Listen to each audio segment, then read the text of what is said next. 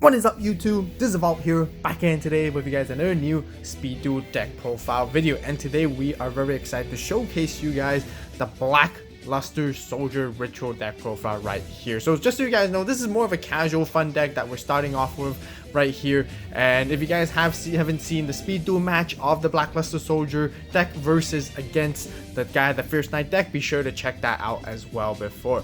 And as always, we are using our Yami Yugi with Magician of Black Chaos mat right here for our deck profile. And also quickly, just to do our quick card sleeve reveal, we are using Black Luster Soldier Envoy of the Beginning sleeves all the way from OCG exclusively to match with our Black Luster Soldier deck, which totally makes sense. Of course, this card right here is not in Speed Duels just yet. I don't think it will be very soon, but it's a very powerful card nowadays. Also, even for regular TCG, possibly.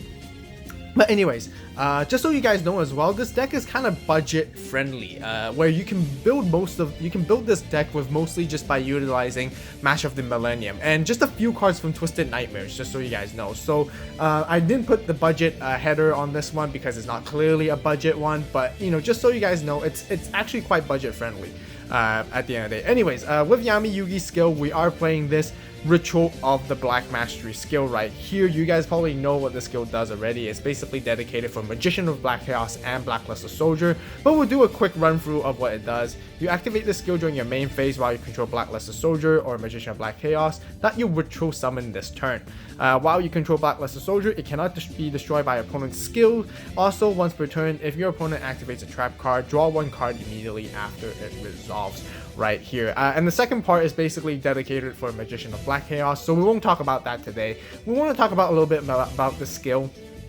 I like the fact that I don't know if Konami is watching these videos that I make or not, but I have mentioned before, you know, it makes total sense for there to be a skill for these Magician of Black Chaos and these ritual monsters because they don't have any effects, and skills is really the salt and pepper that really spices it up and bring it much more value to these ritual cards. But overall, I'm really happy that there's finally a skill, but at the same time, like, it could have been a little bit better. Now the downside I did mention in the Speed Duel match video with this skill is you have to have Black Luster Soldier on the field before you activate this skill. Now imagine you spend all those resources and all those monsters that you pitched off from your hand and the field in order to bring out such a cool, powerful monster in order to be simply floodgated. And once it's floodgated, you can't use this skill basically, because your opponent has a response window allowing them to respond to your summon before you're allowed to basically flip up the skill. And I think this skill should have been allowed where you can flip it up even before you summon Black Luster Soldier, or even Magician of Black Chaos. Honestly, I personally feel that way, and it wouldn't be that bad because, you know, let's say you do summon Black Luster Soldier and the enemy does your opponent does floodgate it, at least you can still draw a card to regain off of it, just so you guys know. So yeah, I just felt like the skill can be much better, but enough rambling about the skill. Still, this is the skill and the only skill we could play. I would say you guys, if you have access to Ritual Ceremony, go for it as well. It's a very good skill for this deck.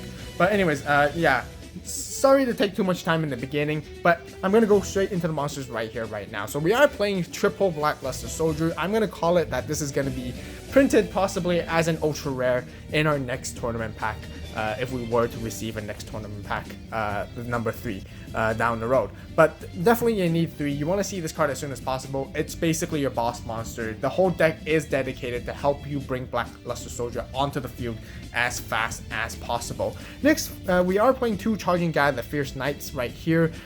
Pretty decent card to add on to this deck. It's a normal summonable monster without tributes.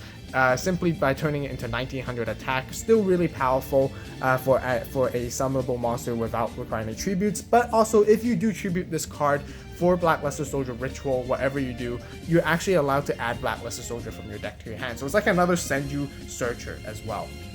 And speaking of Senju, we do play Senju, of course. It's basically the power searcher to help you bring out Black Luster Soldier. You guys can play 2 Gaias and 3 Gaias and 2 Senjus instead, or you can play with this ratio. I do like Senju more simply because it's much more faster than searching overall. And then next we are playing Sonic Birds 3 because you do need to search up the ritual spell as fast as you can. If you play Ritual Ceremony instead, you can actually play one less Sonic Bird or even just play one Sonic Bird, which totally works as well.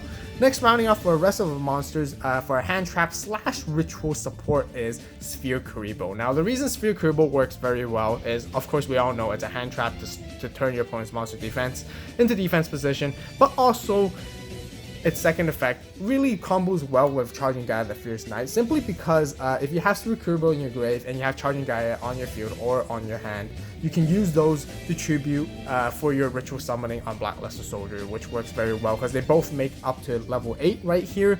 And just so you guys know, Senju and Sonic Bird both cross over and make up to level 8. So there's a lot of good cross interaction with the levels to help you really bring out Blackluster Soldier in many different scenarios. So quite a heavy monster lineup right here, but we're going to move into our spells right now.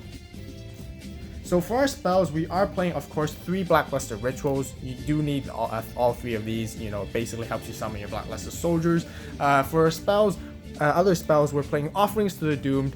You guys can play Tribute to the Doomed if you guys prefer that as well, but I felt like hand power is really important, and you don't want to end up discarding cards off your hand, realizing that you discarded resources that you needed by any odd chance. So I played Offerings, but you guys can also see in the Speed Duel match, sometimes Offerings can really be not as great, because you know you have to skip your draw phase, and not getting into that draw phase also causes can potentially cause you your loss for the game as well, just so you guys know. But it depends on your own personal taste and your own style overall. So either Offerings or Tribute works, but a really powerful card in the meta, as we all know currently.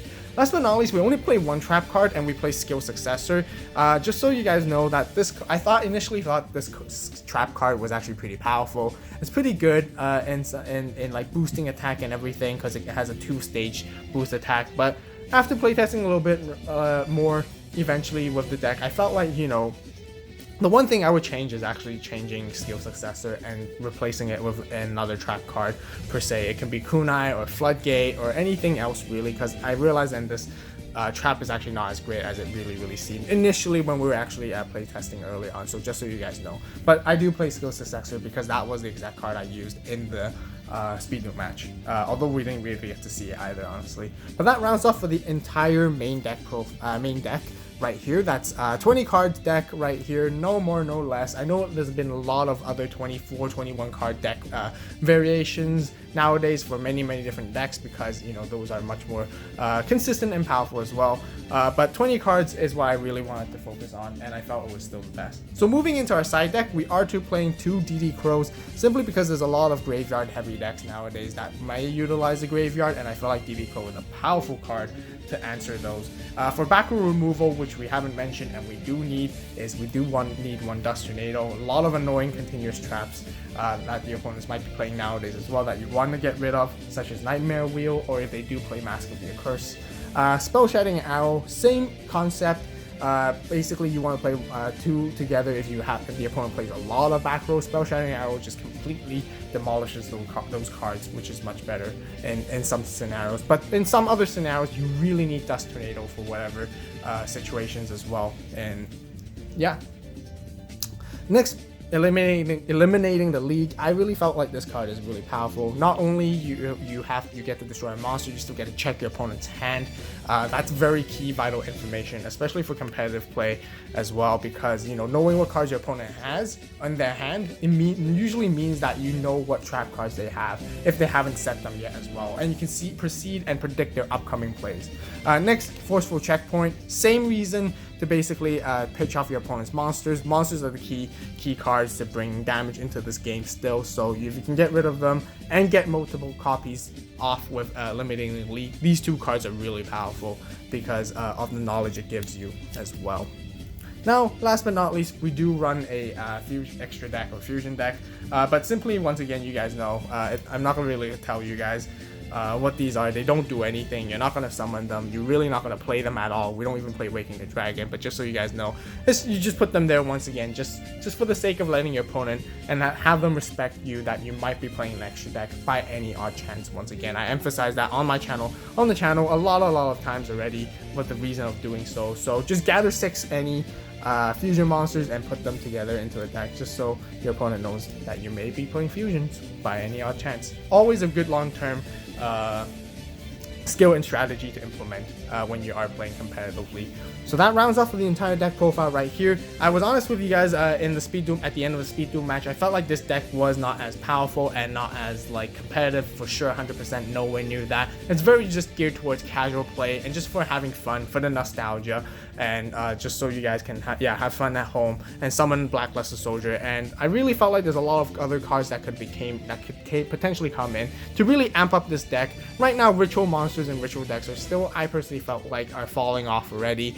Ritual Monsters were never that great to begin with, especially none of them having effects except for Relinquish. Relinquish is extremely powerful, and the only reason why it's still in the game is because it has effects, and its effect is absolutely annoying to deal with as well. So despite Blackluster Soldier, it's a 3000 attack, you know, it's similar to Blue Eyes in a way. You spend all the effort to bring out Blue Eyes or Blackluster Soldier, and there's no follow-up and backup plays that you can really do to help you out. You have Sphere Kuribohs, but there's a lot of easy ways to get rid of Blackluster Soldier in today's meta, and there's so many monster destruction cards out there that can really counter this deck hard. So I definitely want to, you know, hope that more cards come in so then we can optimize and revisit this deck profile sometime down the future. But once again, you guys keep in mind that this is just the casual and fun deck for now. We'll be moving on to more competitive decks as we keep going along. We'll be participating in some tournaments as well, so we can see what other stronger decks that people are playing, and we can really see what's going to be coming on the top. So really excited to showcase you guys those as well. So that basically rounds off the entire deck profile here for you guys. If you guys enjoyed it, be sure to hit that like button, subscribe to the AVAULT channel for more awesome and epic Yu-Gi-Oh Speed Duel content. I really appreciate the support. Refer the channel to a friend or family member who loves Speed Duels or Yu-Gi-Oh just as much as you do, and have them visit this channel, and I would really appreciate the support all around from anywhere. So yeah, as always, thank you guys so much for watching. You guys have a great day, great night, no matter where you are. See you in the next video, and this is AVAULT signing out.